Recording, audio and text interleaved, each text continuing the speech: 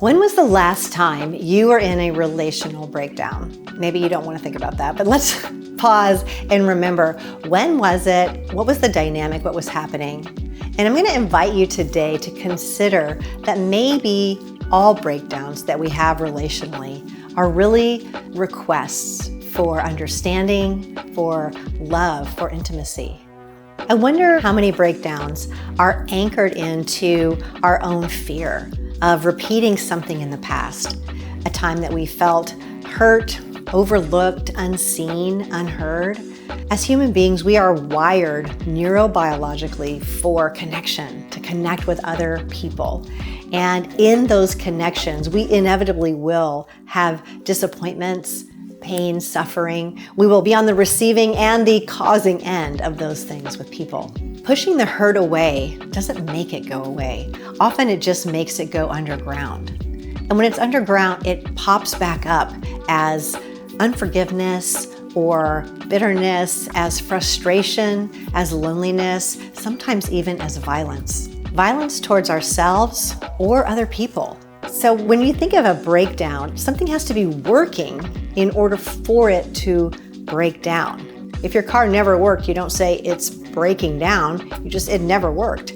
So whatever is working to begin with, something that we are invested in, those are the things that are at risk for what we call a breakdown. Now, before I talk about breaking down the breakdown so you can get some resolution, hit the like button, subscribe, make sure you share this video with a friend.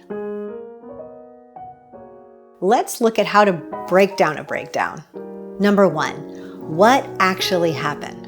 Just the data, not what I feel, not what I thought about happened, not just what happened.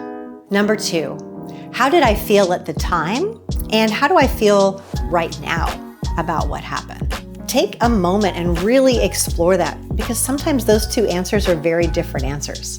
The crazy thing is sometimes we know it's from the past in the moment. We can feel it in our body. We know this is not happening right now. This is some past referential narrative that I'm stuck in, and it still feels very difficult to move out of. What kind of tools do we have? What resources can we use to, in the moment, intervene even in our own physiology? Now, I've talked before about breath work, about neuroscience. Let me refer you to Huberman Lab. It's one of my favorite podcasts I'm listening to these days. He's doing a whole month on breath and emotions and anxiety, and I think you'll find it really resourceful. And number three, what am I making up because of what happened? What am I imagining? How am I filling in the blanks?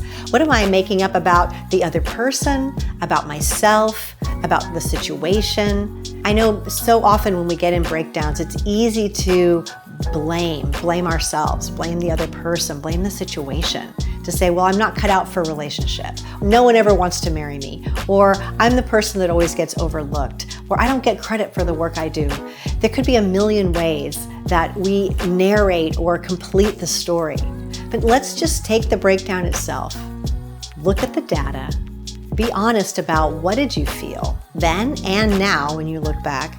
And third, the narrative. How are you completing the story? What are you making it mean about yourself and about the other person? At the end of the day, all your important relationships will experience breakdown. They have to. Those are the ones you are most invested in. So don't let the breakdown deter you from pursuing the connection. Let the breakdown illuminate for you the importance of the connection, so that you can find a way to move through the breakdown and strengthen their relationship going forward. Do yourself a favor, listen to another podcast, breathe, move around. Movement helps move the emotions around through your body. Stillness is a strategy to keep everything stuck. And then take another look at the situation and see where some resource could have opened up for you in creating something new with the person in front of you. If this was resourceful for you, hit the like button, subscribe, please share it with your friends. Make a comment. I'd love to hear from you.